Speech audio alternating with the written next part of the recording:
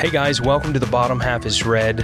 I'm your host, Longstreth, and I am excited to bring to you a show that is going to give you some thought-provoking discussions. It's going to give you some expert insights to both encourage and some practical steps for how to build an organization that can more effectively introduce the world to Jesus Christ. So what is The Bottom Half is Red?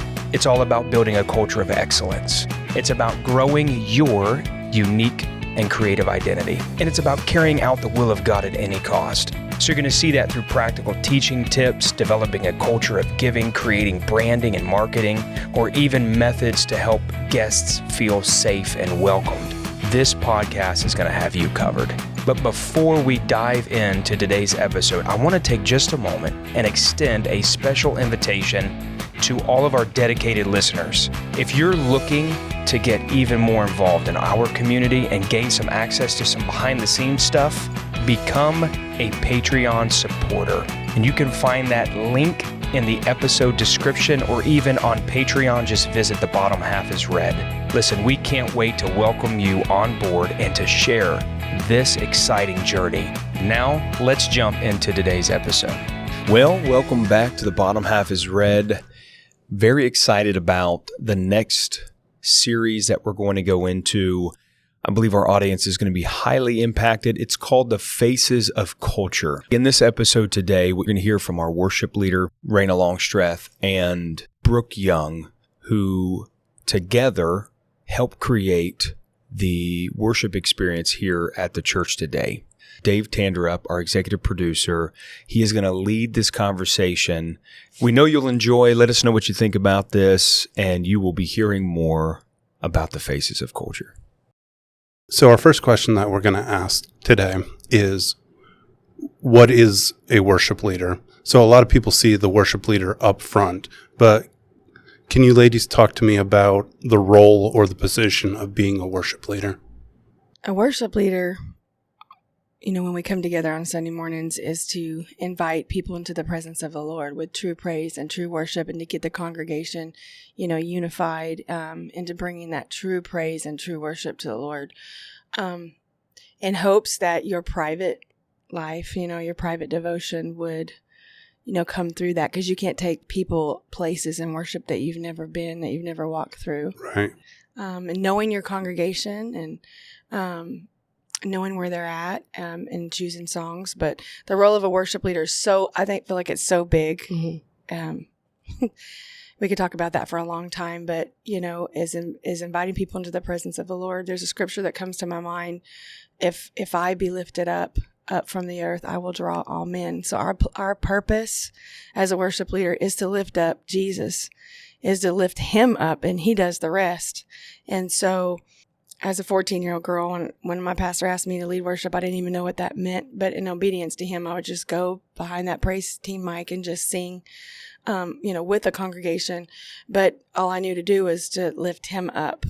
So I believe that's our role as a worship leader, is to invite people into the presence of the Lord and to be a minstrel for Jesus.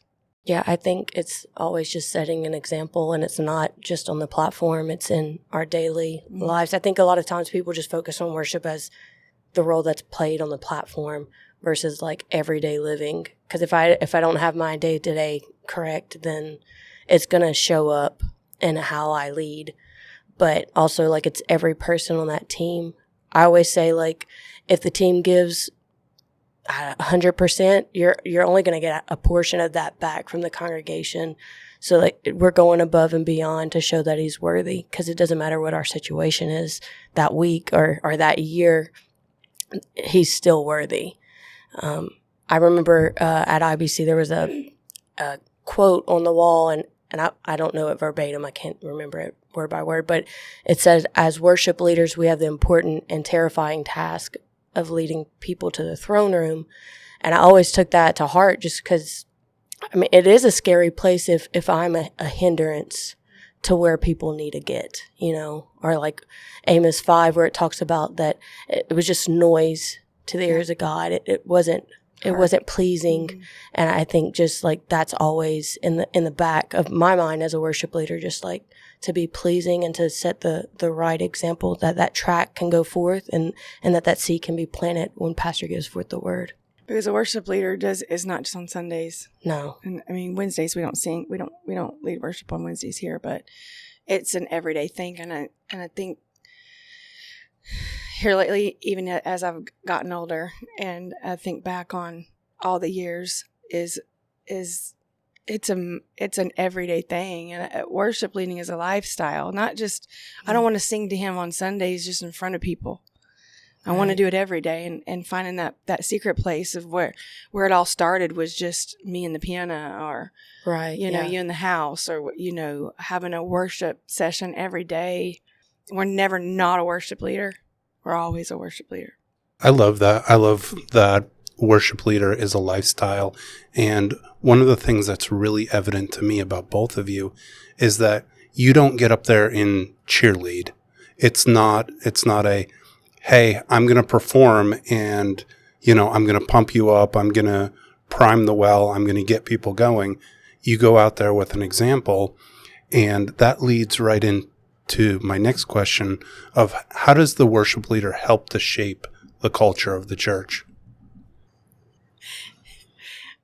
Well, I'm a feelings person, and everybody at TCT knows that.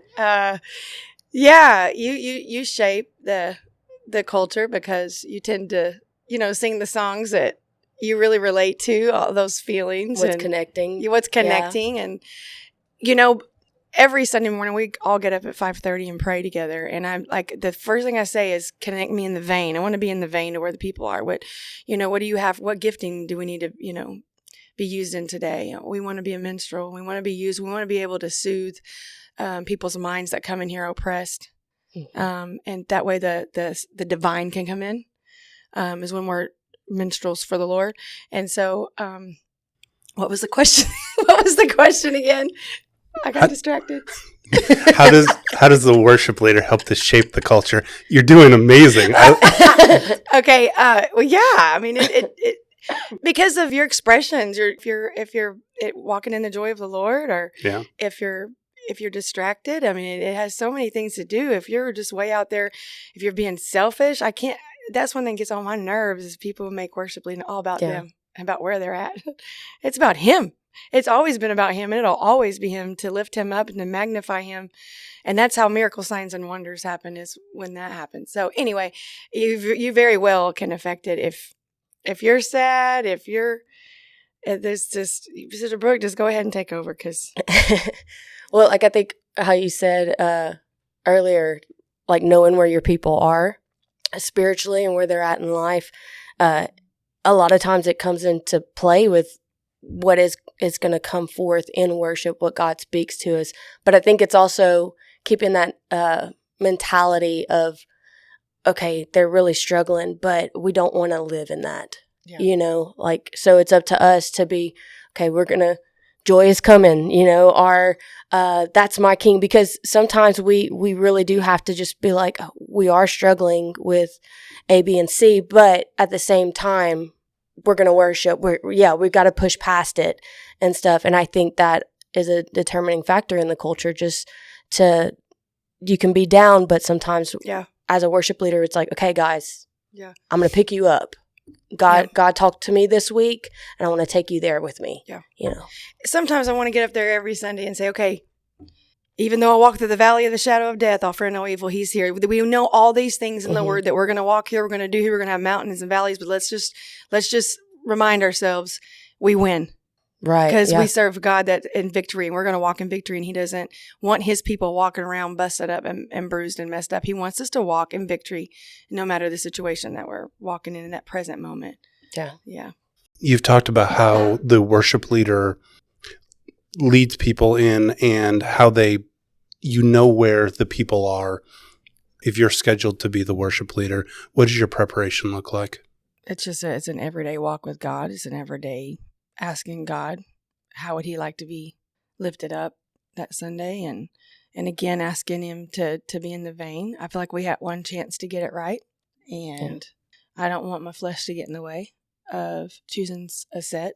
Sometimes we'll go with the theme, don't we? If there's Yeah, a theme. sometimes there's a theme to things, and then other times I feel like it's predicated on maybe what the previous services have been. Kind of like, for example, this Sunday, like I haven't felt a theme for Sunday's worship, but I felt that it just high praise.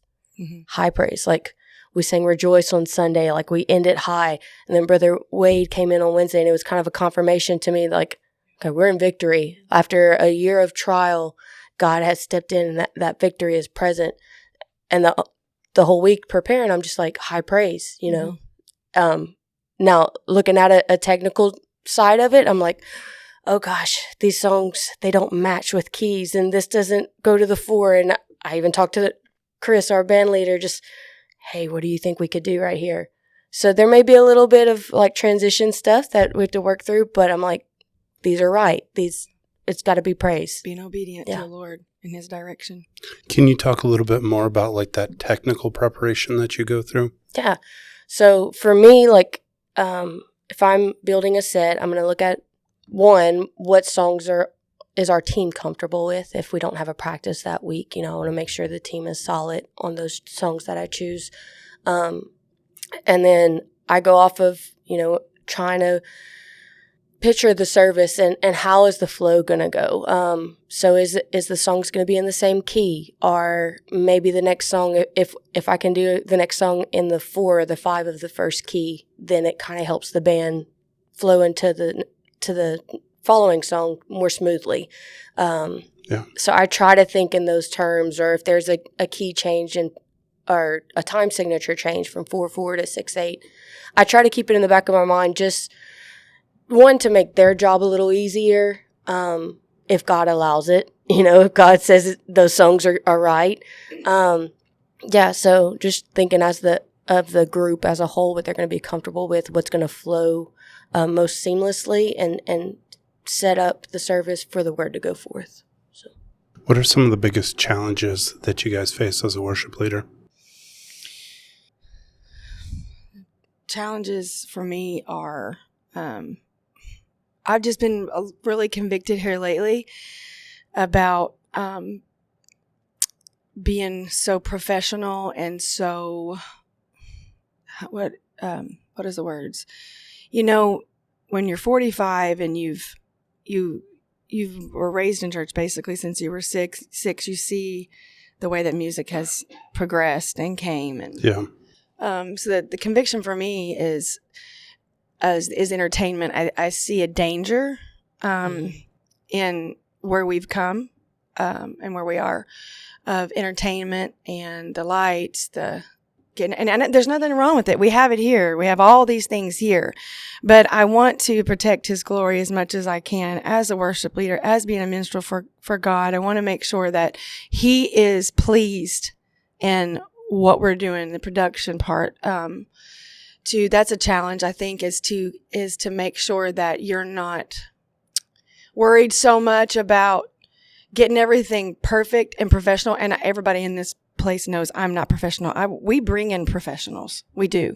TCT brings in professionals, and we believe in that, and we got to have that and be skillful and all of that. I just want to make sure that we're keeping the main thing, and that's Him at all times as we grow skillfully, as we grow in our skill and in our stuff, as in music and as in vocals and all that. I want to make sure while we're doing that we're still keeping the main thing. And I think that that's probably my biggest struggle, is discerning where people are in your congregation. Because I have a dual role. I'm the pastor's wife. And so I know I have all the feels of the things that people are going through, knowing where they're at, and making sure that I'm right and the song choices and it's not performance. I probably need a better word, but our worship services, they're not a concert. right. And I don't want people just staring there and staring up at us. I want them to be able to be invited to sing and to worship. And there is a space of time where the oppressed aren't oppressed anymore. Yeah. When, it's a freedom to people to be able to find God in that moment.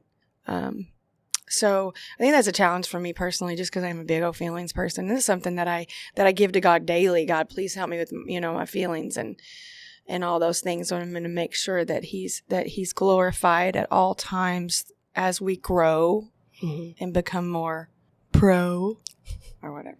So I think that's for me. Yeah, I think a big struggle for me, at least coming out of school for music, was not being a perfectionist. Because when you come from like a place like IBC and everybody is just musical and stuff, and then you come to, I've been at different churches, and you have to realize, where's your team, what can they handle, sometimes some songs they're not doable for certain teams, and that's fine until we get to that level. That doesn't mean we don't stop striving to be better. But I think coming out of that mindset from schooling versus like experience, it's like experience teaches you that it's not about the perfection side. It is about just as long as he is glorified and that he's pleased in it. Like, I think sometimes I'll get to a place, or I used to at least, where that's what was my focus. It was like, oh, okay, service went good, but this wasn't right. We got off tempo a little bit, or whatever it was. And as I grew as a worship leader, it was kind of like when those things happened, it was like, hey, that was a win. We recovered, and nobody realized it. Nobody realized that the click was completely off from what the musicians were at, or whatever it may be. Like, we grew, or team members that didn't hear harmony, now that they can sing that part on their own. Things like that I just expected like perfection coming out. And now it's to a point of, when I look at a practice that goes perfectly in our eyes, I'm like, oh, Jesus, please move. Because every time we have a practice that it's just craziness, you can pretty much like bank on it that God's just going to take over that service. So I just kind of letting go and not being in control so much. Yeah. I think experience has taught me to just, hey, it's okay to not have everything lined up. But if he's glorified, it's right. I really appreciate what you guys are saying about not trying to be a perfectionist, and trying to be perfect or be excellent is different than trying to be a perfectionist and making sure, because Rayna, like you said, it's not a concert. The guitarist doesn't have to hit all the notes perfectly. But in the same regard, to your point, Brooke, you want to continue striving forward. And so you don't want to keep trying that song if the guitarist or the pianist or the vocalist can't hit it. And so it's knowing where you're at and then continuing to progress forward with excellence, doing what you can to the best of your ability without getting hung up on the technical details. I thought that was amazing, where you were telling us about the overview of the way that you look at the service, of saying, okay, A, B, C, and D didn't go right, but the Spirit of God moved. And so in that move, it was a win. So in a perfect world, what would a worship service look like for you, Rayna? Oh, I'm ready for this.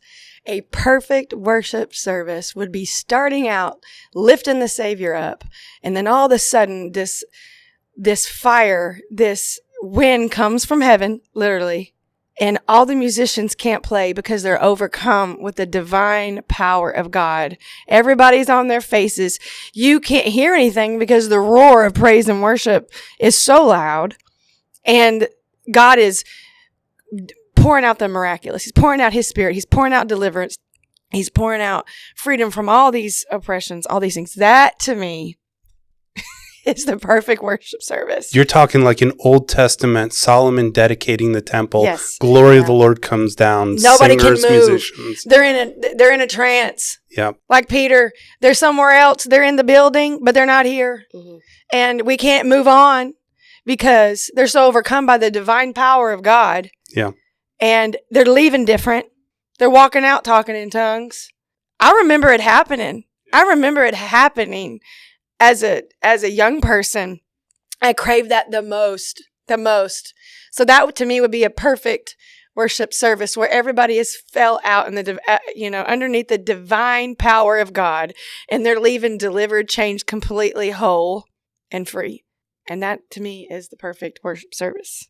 Because at that point, everyone is focused on him. On him. And it doesn't matter if a guitar player hits a wrong note No. at that or anything like that, because nobody's paying attention. You could be banging tin cans together and it's all going to God. That's right. Yeah.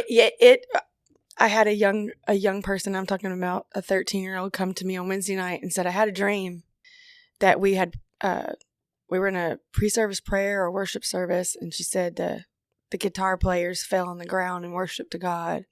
The young people began to fall down and worship God. And you and Pastor came together on the platform and y'all fell down and worshiped God. And I said, it's going to happen. Yeah. We're getting there. It was a 13-year-old had that dream. And I said, honey, that is something that I'm hungry for. I'm hungry for. Is for God to mess us up, mess our agendas up, mess our service up. Yeah, when he completely takes over. Because I feel like a lot of times as the worship leader, you feel like you can't completely just surrender. You know what I mean? Like, you have to still be focused on, okay, is everything, even at altar call, like, is the song right? Do we need to switch songs? Like, are they responding right? And following what is happening in the spirit. But a lot of times I feel like you can't just let yourself break because you're focused on making sure that the people are getting what they need. Mm-hmm.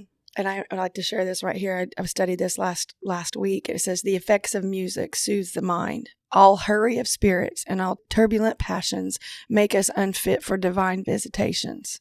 But when we let ourselves be minstrels for God, it soothes the mind and makes way for the divine to come down. And I feel like sometimes we miss the divine is because we're in a hurry to leave. We're in a hurry to go on to the next thing, to go on, like you're talking about the altar call. Can we just tarry here for a minute? Because I believe that the divine wants to come down, and we cannot be in a hurry. We can't be distracted or be on to the next thing or on. There's so many times, like we'll move the mic to the side and we just stand up there for a minute. It may be awkward for other people, but my God, it's not awkward for me. We're trying to have a divine moment here. We need to just tarry and stop. Right. Sometimes you wait need to here. listen. Yeah, and just listen to see what God wants to do. And it happened, I think, I don't know, last Sunday, but it's just, we can't be hurried all the time and on to the next thing, and to wait and ask the Lord what he wants to do right here in this moment. And something that I think that I've said several times is one of the things that I appreciate that you do, Rayna, is if the atmosphere is not feeling right, you will stop it. Yeah. You'll stop it and you'll say, listen, I've got a word from the Lord. This isn't right. What's going on out here? You need to correct yourself so that we can continue in. And that's incredible to me, because if you're in tune with God, you can feel it in the congregation.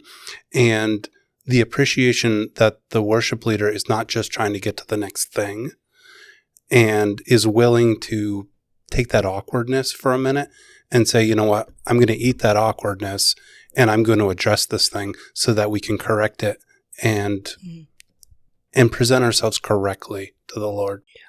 Yeah. Sometimes it's hard because I love people. You love people so much. You know, make sure that, sometimes you just have to, hey, don't feel right in here. Yeah. We need to fix this. Mm-hmm. Yeah. Since assuming the role of the worship leader, so this would be more recent for you, Brooke, how has your personal and spiritual growth developed?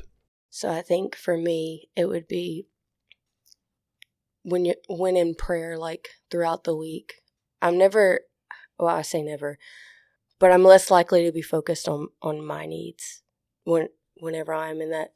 I know, hey, I'm leading on Sunday, because at that point I'm like, I always think of worship leading as kind of like plowing the ground, so that when pastor brings forth the word, the seed can be planted. It softens the heart. But so during the week, I'm not focused on me. It's not what's going wrong in my life and how do I feel, but it's what is going on in the congregation and what do they need? How can I best serve them, you know? Yeah. And just creating a reverence, like with us being in this 40 days of fasting and studying the fear of the Lord.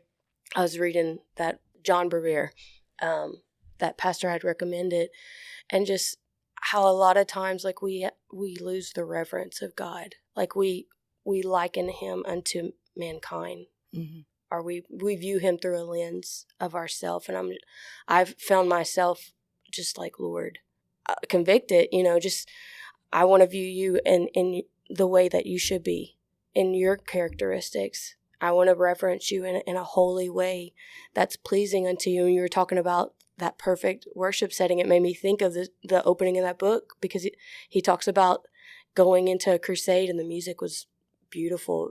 Everything was great, but there was no reverence for the holy things. And people were just standing there. And then when it was the course corrected, it was like they didn't need music at that point. Yeah. Because the worship just became natural. Yeah.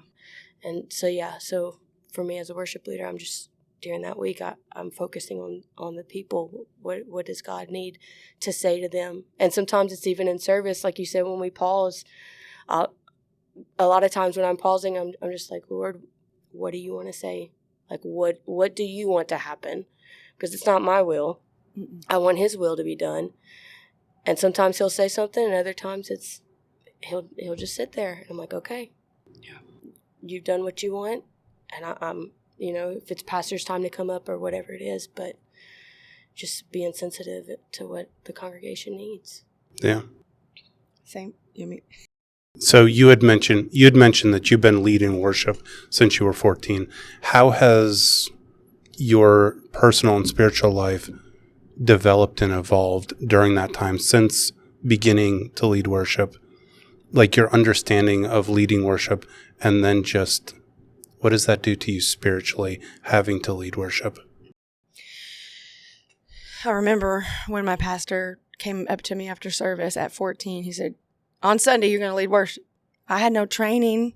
I don't even think we didn't even have a praise team then. There was like maybe 2 mics on some mic stands, and that was back in the day when the organ led. Y'all remember them days when the organ led the worship service? I miss those days sometimes. Yeah, I do too. And I didn't know what that meant. All I knew is I was going to get up there and I was going to sing, because I didn't know what else to do and be obedient. I had a fear of the Lord. I had a fear of my pastor, and I wanted to be pleasing and obedient to him. I had enough sense, though, you guys. I had enough sense. But before I was 14, so I was sinning. I'm still sinning. I mean, I was back talking and who knows what. And I'm sure that nobody else sins anymore, but I do. And so I had enough sense that before I would put that one foot on those steps that went up, that was back in the day too. You had pre-service prayer, like you was there praying in the prayer room, And before I would do one last check, one last check. Jesus, forgive me of all my sin. Yeah. Because I didn't want to be struck down dead, and I wanted to be pleasing, and I had enough fear, because it matters how you just walk into the presence of the Lord. And I remember walking up to that mic, and that was like the last thing that I said before I went up there. So still to this day, you said, how have you grown? I've always taken it so, it was never taken lightly. Like, I'm a vessel for the Lord.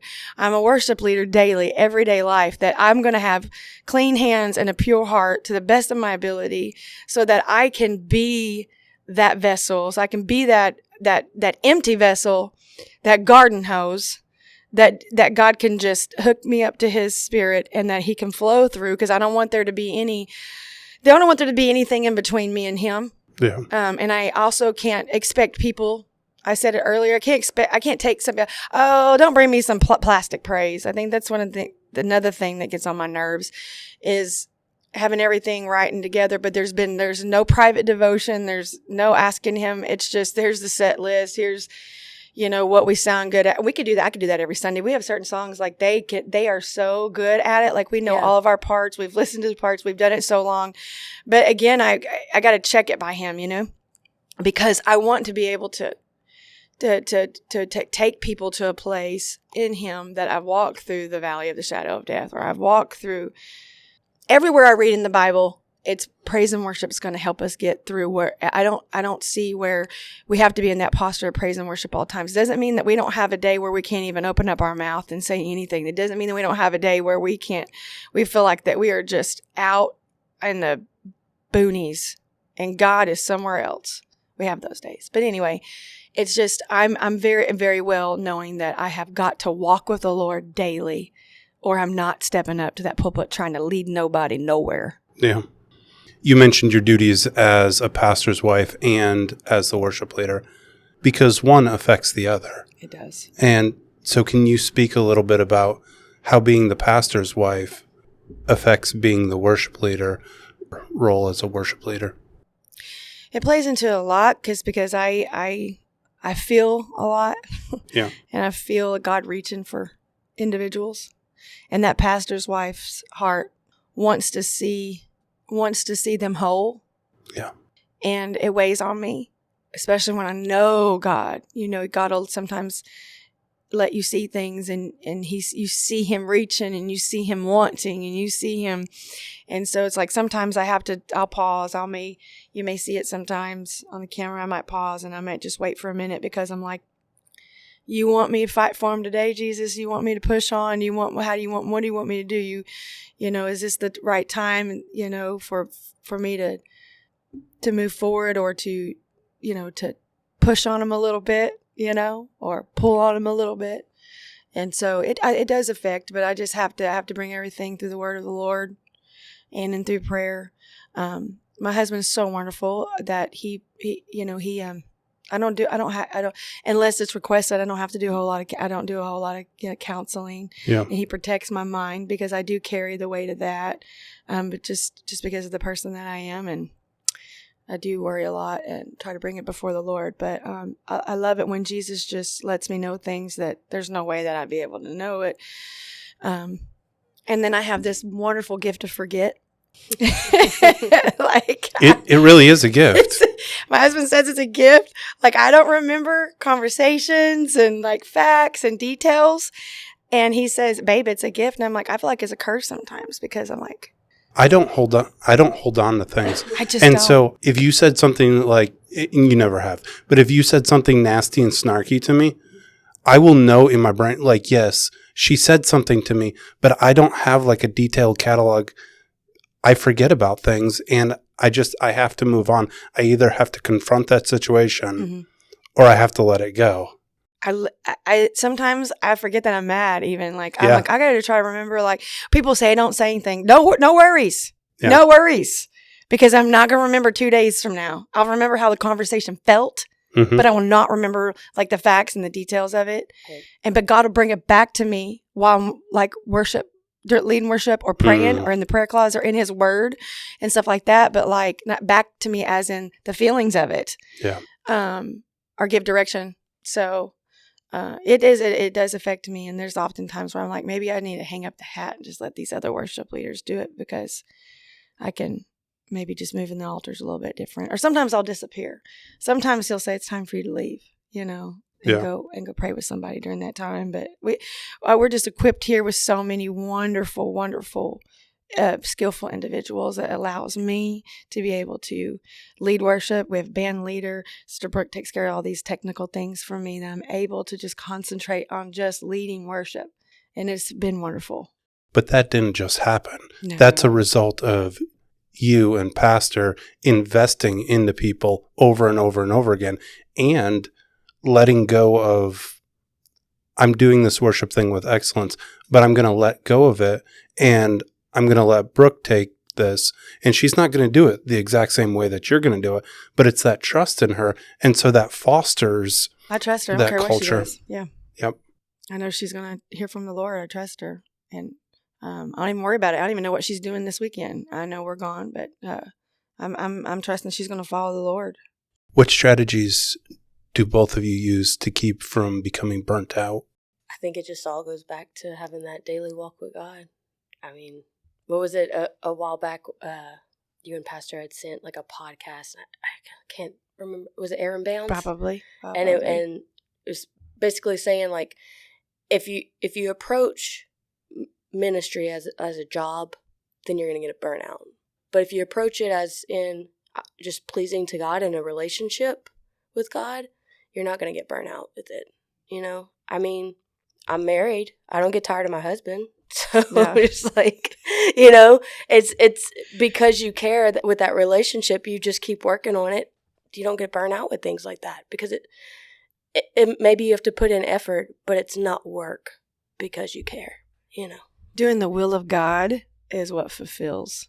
And I don't get burnt out serving him or loving his people that he has trusted me with. And now that's a dual role again that I'm talking through because I'm the pastor's wife and the worship leaders, one of the worship leaders. Doing his will is what fulfills. And I don't, that's, my emotions sometimes being a pastor's wife does get a little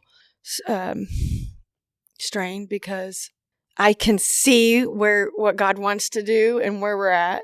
I can see where God wants us to be and where our current, and that's, sometimes where I feel, but that's where honestly, and I hope that it doesn't sound just cliche, but I'm telling you, there's a supernatural rest that I get in his presence and his word I can't get from a vacation. Mm-hmm. And a vacation's needed, right, for your family and all those things. But I'm telling you, he literally fills me up with the things that I need when I'm in his presence, when I make room to be in his presence. So agreed. I'm fulfilled. Listen, my car, this is a funny story, but this is how God works. So maybe I'm just crazy, and that's fine too. My phone would not connect to my car this week. And I don't know if it was the car's fault, the phone's fault, whatever. Nothing would play. And the enemy was trying to attack my faith. And I feel like, how are you going to try to attack my faith? I'm just faith-filled and all those things. Just trying to really, this hasn't happened yet. This hasn't happened yet. And I know that you got this wrote down. You wrote this down. You wrote this down a year and a half ago, and this hasn't happened yet. And I'm like, yeah. I hear you. But the Bible says, it says, hope thou in God. And so I know that our hope and our faith is always trying to be attacked. Because listen, you have two choices. It's either to hope or give up and be offended and be hateful and be bitter and all this mess. Well, I'm choosing the other. I'm going to see him no matter what. And all of a sudden I get in the car after I went to the chiropractor, and it starts blaring. It's time to believe in what God says. I'm like, hold on. Where'd this song come from? It's an old song. I didn't even know if it was I don't even know how it got in my phone. It's time to believe in what he's promised. And it just starts blaring. And I start sobbing because I'm like, I've been asking him, is it time yet, Jesus? For some of these things that you've been saying it's going to happen. Is it time yet? And I've been asking him for a while now. Is it time yet? And it starts blaring. And the next song that comes on is Jingle Bells. And I'm like, oh, no. See, I know that was God because I've been asking him, is it time? So it's music, right? It's worship. That's how I see things, I hear things in worship and songs. But it was just like, I knew it was him speaking. So if I was going to have a burnout moment, it was over at that time because he said, it's time to believe. Yeah. And it was through a worship song. So thank you guys so much for being here. Just to wrap it up, anybody that's looking to become or to step into the role of a worship leader, what advice would you give them? Brooke, could you go first? Yeah. So I would say, don't look at a worship leader as only being on the platform. Because I approached it that way, went to school for it. I'm like, God has called me to be a worship leader, and that's what I'm going to do. And then I got married and I became a youth pastor's wife. And I didn't know what that entailed. Surprise. And stuff. And then God moved us into the position that we are now. But I always was passionate about worship and leading worship. It was kind of, as a shy kid, that's kind of how I could express myself. Laying hands on the altar or in the altars for people, I was a little timid. But then I could get behind a microphone and it was like God could take over. I had confidence in him and not myself. Mm-hmm. But I would say if you're wanting to become a worship leader, don't focus just on that. Like, focus on the fact that you're a worship leader in the day-to-day and stuff. You don't need to be on the platform and you don't need the title, Coming here, I struggled a little while. I'm like, Lord, I thought I was called to be a worship leader. And then, I started helping doing PCO and different things that I learned from school. And I'm like, you know what? I'm going to lighten Sister Rayna's load. I'm going to do this. I'm going to do that and stuff. And it kept going to a point now where she can be like, hey, I want to pray in the altars like you did it on Sunday. You're like, just go handle it. I'm like, okay. Because nobody moves in the altars like Sister Rayna moves in the altars. No, she's up on a chair praying for like a 7'5" person. Oh yeah, I'm still picking her brain on that. I'm trying to pick her brain on that. But yeah, don't approach it as you need a position or you have to be in that role. approach it as it's a privilege, and God may have given you that capacity to lead, and just allow him to develop it. And doors are open. Mhm. You don't need to have, don't put yourself right. in a little box of this is the checklist. If I don't do this, then I'm I'm not not a doing what worshiper. God's called me. No. I'm on the battlefield fighting for the Lord. I mean, everything that we do is we're on the battlefield for the Lord, no matter if we're in the mic, if we're not. I mean, I'm going to worship lead. If she's leading worship, I'm worship leading from my seat or wherever I'm at from the front. Like, you can't stop me. We're on the battlefield. We're worship lead. We're worshipers. We're serving and loving God and loving the people. That's just who we are. Thank you so much for joining us on The Bottom Half is Red. Listen, I hope you have enjoyed your time with us today and gained something of value. If you love what you heard today, please do not forget to subscribe to our podcast and leave us a review on your favorite podcast platform. This helps us. Your feedback is incredibly crucial, and we want to improve on what we're doing and to bring you the best content possible. You can find us on Facebook, look us up, Instagram, even YouTube at The Bottom Half is Red. Hey, be sure to check the episode description for any links to any resources that we have mentioned during the show. You don't want to miss out. This podcast is a production of The Church Today here in the great city of Tulsa, and the executive producer is our very own David Tandera. I hope you've had a fantastic time, and we look forward to having you with us again on our next episode of The Bottom Half is Red. We'll see you then.